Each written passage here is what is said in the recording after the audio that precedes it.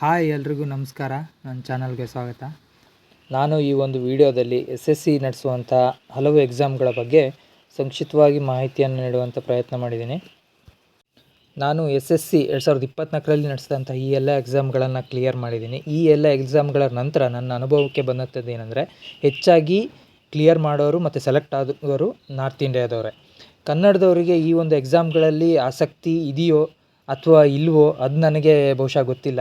ಆದರೆ ನಿಮಗೇನಾದರೂ ಈ ಒಂದು ಎಕ್ಸಾಮ್ಗಳಲ್ಲಿ ಆಸಕ್ತಿ ಇದ್ದರೆ ಈ ವಿಡಿಯೋನ ಸಂಪೂರ್ಣವಾಗಿ ನೋಡಿ ಅಂತ ಕೇಳ್ಕೊಳ್ತೀನಿ. SSC ಅಂದರೆ ಸ್ಟಾಫ್ ಸೆಲೆಕ್ಷನ್ ಕಮಿಷನ್. ಇದು ಬೇರೆ ಬೇರೆ ಡಿಪಾರ್ಟ್ಮೆಂಟ್ಗಳಿಗೆ ಸ್ಟಾಫ್ಗಳನ್ನು ಆಯ್ಕೆ ಮಾಡಿ ಕಳಿಸುವಂಥ ಜವಾಬ್ದಾರಿಯನ್ನು ವಹಿಸ್ಕೊಂಡಿದೆ.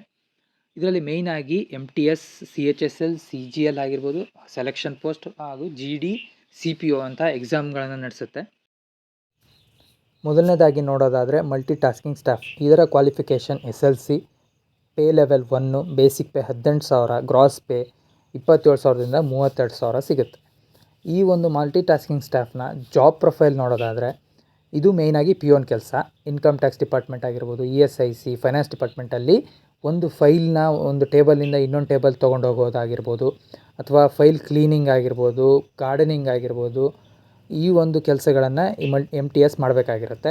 ಇದೊಂದು ಲೋ ಪ್ರೊಫೈಲ್ ಜಾಬ್ ಆಗಿರ್ಬೋದು, ಬಟ್ 10th ಲೆವೆಲಲ್ಲಿ ಆಫೀಸ್ ವರ್ಕ್ ಬೇಕು ಅಂದರೆ ಇದೊಂದು ಉತ್ತಮವಾದ ಆಯ್ಕೆ. ಹಾಗೂ ಓದೋಕ್ಕೆ ಟೈಮ್ ಸಿಗೋದ್ರಿಂದ ನಾವು ಬೇರೆ ಎಕ್ಸಾಮ್ ಪ್ರಿಪೇರ್ ಆಗಿ ಬೇರೆ ಮುಂದಿನ ಹಂತಕ್ಕೆ ಕೂಡ ಹೋಗ್ಬೋದು. ಎರಡನೇದಾಗಿ ನೋಡೋದಾದರೆ CHSL, combined higher secondary level ಅಂತ. ಇದರ ಕ್ವಾಲಿಫಿಕೇಷನ್ 12th ಅಥವಾ PUC.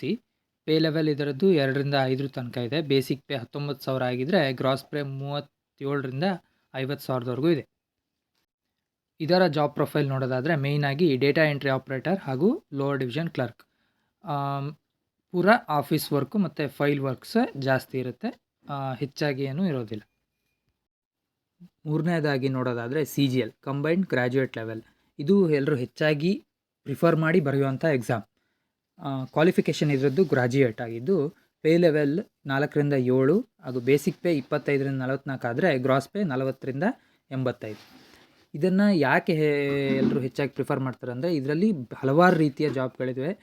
ಸುಮಾರು 60ರಿಂದ 70 ರೀತಿಯ ಜಾಬ್ಗಳು ಹಲವಾರು ಡಿಪಾರ್ಟ್ಮೆಂಟ್ಗಳಲ್ಲಿ ಸಿಗುತ್ತೆ.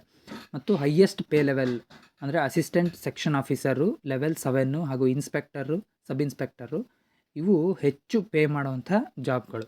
ಮತ್ತು UDC, ಅಪ್ಪರ್ ಡಿವಿಷನ್ ಕ್ಲರ್ಕು, ಬೇರೆ ಬೇರೆ ರೀತಿಯಾದ ಡಿಪಾರ್ಟ್ಮೆಂಟ್ಗಳಲ್ಲಿ ASI ಆಗಿರ್ಬೋದು, ಇನ್ಕಮ್ ಟ್ಯಾಕ್ಸ್ ಡಿಪಾರ್ಟ್ಮೆಂಟ್ ಆಗಿರ್ಬೋದು, ಇದರಲ್ಲೆಲ್ಲ.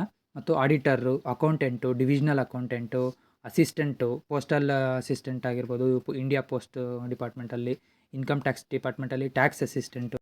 ಇದರ ಜೊತೆಗೆ ತುಂಬ ಫೇಮಸ್ ಆಗಿರುವಂಥ income tax inspector, excise inspector, preventive officer, GST inspector, ಇವೆಲ್ಲ ಅವಕಾಶಗಳು ಸಹ CGLಲ್ಲಿ ಇವೆ. ಮುಂದೆ ನೋಡೋದಾದರೆ ಸೆಲೆಕ್ಷನ್ ಪೋಸ್ಟ್. ಇದರಲ್ಲಿ ಬೇರೆ ಬೇರೆ ಡಿಪಾರ್ಟ್ಮೆಂಟ್ಗಳಲ್ಲಿ ಬೇರೆ ಬೇರೆ ಕ್ವಾಲಿಫಿಕೇಷನ್ ಬೇಕಾಗಿರುತ್ತೆ ವಿವಿಧ ರೀತಿಯ ಹುದ್ದೆಗಳಿಗೆ. ಲೈಕ್ BSc ಇನ್ ಕೆಮಿಸ್ಟ್ರಿ ಆಗಿರ್ಬೋದು, ಮ್ಯಾಥಮೆಟಿಕ್ಸ್ ಆಗಿರ್ಬೋದು, ಅಥವಾ ಆರ್ಕಿಯಾಲಜಿ ಆಗಿರ್ಬೋದು. ಈ ಥರ ಸ್ಪೆಸಿಫಿಕ್ಕಾಗಿ ಕ್ವಾಲಿಫಿಕೇಷನ್ ಇರುವಂಥ ಪೋಸ್ಟ್ಗಳನ್ನು ಈ ಒಂದು ಎಕ್ಸಾಮ್ ಮೂಲಕ ಫಿಲ್ ಮಾಡ್ತಾರೆ. ಹಾಗಾಗಿ ಈ ಒಂದು ಎಕ್ಸಾಮ್ನಲ್ಲಿ ಸ್ವಲ್ಪ ಕಾಂಪಿಟೇಷನ್ ಕಡಿಮೆ, ಯಾಕಂದರೆ ಸ್ಪೆಸಿಫಿಕ್ ಕ್ವಾಲಿಫಿಕೇಷನ್ ಇರೋದ್ರಿಂದ. ನೆಕ್ಸ್ಟ್ ನೋಡೋದಾದರೆ SSC GD. ಇದು ಕ್ವಾಲಿಫಿಕೇಷನ್ 10th ಅಥವಾ SLC, pay level 3, basic pay 21,000, gross 30ರಿಂದ 37. ಇದನ್ನು ನಾವು ಕನ್ನಡದಲ್ಲಿ ಕೂಡ ಬರಿಬಹುದು. ಇದರಲ್ಲಿರುವಂತಹ ಹುದ್ದೆಗಳ ಬಗ್ಗೆ ಮಾಹಿತಿ ತಿಳ್ಕೊಳ್ಳೋದಾದರೆ, ಪ್ಯಾರಾಮಿಲಿಟರಿ ಫೋರ್ಸಸ್ ಆದಂತಹ Assam rifles, BSF, central reserved police force, ಸಶಸ್ತ್ರ ಸೀಮಾ ಬಲ, ಇಂಡೋ ಟಿಬೇಟಿಯನ್ ಬಾರ್ಡರ್ ಪೊಲೀಸ್, ಈ ಎಲ್ಲದರಲ್ಲಿ ರೈಫಲ್ಮೆನ್ ಹಾಗೂ ಕಾನ್ಸ್ಟೇಬಲ್ ಆಗಿ ಸೇವೆ ಸಲ್ಲಿಸುವಂಥ ಅವಕಾಶ ಇದರಿಂದ ಸಿಗುತ್ತೆ. ಮುಂದೆ ನೋಡೋದಾದರೆ SSC CPO, central police organisation ಅಂತ. ಇದರ qualification graduate, pay level 6, basic pay 35 ಆದರೆ ಗ್ರಾಸು 50+ ಸಿಗುತ್ತೆ.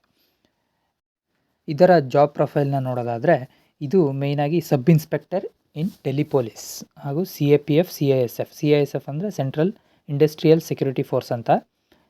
ಹೆಸರೇ ಹೇಳುವಂತೆ ಇದು ಸೆಂಟ್ರಲ್ ಲೆವೆಲಲ್ಲಿರುವಂಥ ಪೊಲೀಸ್ ಡಿಪಾರ್ಟ್ಮೆಂಟ್. ಇದರಲ್ಲಿ ಸಬ್ ಇನ್ಸ್ಪೆಕ್ಟರ್ ಆಗಿ ಸೇವೆ ಸಲ್ಲಿಸುವಂಥ ಅವಕಾಶ ಇದರಿಂದ ಸಿಗುತ್ತೆ. ಇನ್ನು ಯಾಕೆ ಎಸ್ ಎಸ್ ಸಿಯನ್ನು ಆಯ್ಕೆ ಮಾಡ್ಬೋದು ಅಂದರೆ, ಇದರಲ್ಲಿ ಹೆಚ್ಚು ವೇಕೆನ್ಸಿಗಳು ಪ್ರತಿ ವರ್ಷ ಬರ್ತವೆ, ಉತ್ತಮ ಅವಕಾಶಗಳಿದ್ದಾವೆ, ವಿವಿಧ ರೀತಿಯ ಹುದ್ದೆಗಳನ್ನು ಅಲಂಕರಿಸ್ಬೋದು ನೀವು. ಹಾಗೂ ಪ್ರತಿ ವರ್ಷ ಈ ಒಂದು ಎಸ್ ಎಸ್ ಸಿಯಲ್ಲಿ ವೇಕೆನ್ಸಿನ ಬಿಡ್ತಾ ಇರ್ತಾರೆ, ಎಕ್ಸಾಮ್ಗಳನ್ನು ನಡೆಸ್ತಾ ಇರ್ತಾರೆ. ಹೆಚ್ಚಿನ ಕಾಂಪಿಟೇಷನ್ ಏನೋ ಇದೆ, ಆದರೆ ಉತ್ತಮ ರೀತಿಯಲ್ಲಿ ಪ್ರಿಪ್ರೇಷನ್ನ ಮಾಡಿಕೊಂಡ್ರೆ ನಾವು ಇದರಲ್ಲಿ ಸಫಲರಾಗಬಹುದು. ಇದಿಷ್ಟು ಎಸ್ ಎಸ್ ಸಿ ಹಾಗೂ ಅದು ನಡೆಸುವಂತಹ ಬೇರೆ ಬೇರೆ ರೀತಿಯ ಎಕ್ಸಾಮ್ಗಳ ಬಗ್ಗೆ ಮಾಹಿತಿಯಾಗಿತ್ತು. ತುಂಬ ಸರಳವಾಗಿ ವಿವರಿಸುವಂತಹ ಪ್ರಯತ್ನವನ್ನು ಮಾಡಿದ್ದೀನಿ. ಮುಂದಿನ ವಿಡಿಯೋಗಳಲ್ಲಿ ಒಂದೊಂದೇ ಎಕ್ಸಾಮ್ನ ಪ್ಯಾಟ್ರನ್ ಏನು, ಸಿಲೆಬಸ್ ಏನು ಹಾಗೂ ಯಾವ ರೀತಿ ಪ್ರಿಪೇರ್ ಆಗಬಹುದು ಅನ್ನೋದ್ರ ಬಗ್ಗೆ ತಿಳಿಸ್ಕೊಡುವಂಥ ಪ್ರಯತ್ನ ಮಾಡ್ತೀನಿ. ನಿಮಗೆ ಈ ಒಂದು ವಿಷಯದಲ್ಲಿ ಆಸಕ್ತಿ ಇದ್ದರೆ ದಯವಿಟ್ಟು ಈ ಚಾನಲ್ನ ಸಬ್ಸ್ಕ್ರೈಬ್ ಮಾಡಿ ಹಾಗೂ ವಿಡಿಯೋವನ್ನು ಲೈಕ್ ಮಾಡಿ ಅಂತ ಕೇಳ್ಕೊಳ್ತೀನಿ. ಧನ್ಯವಾದಗಳು.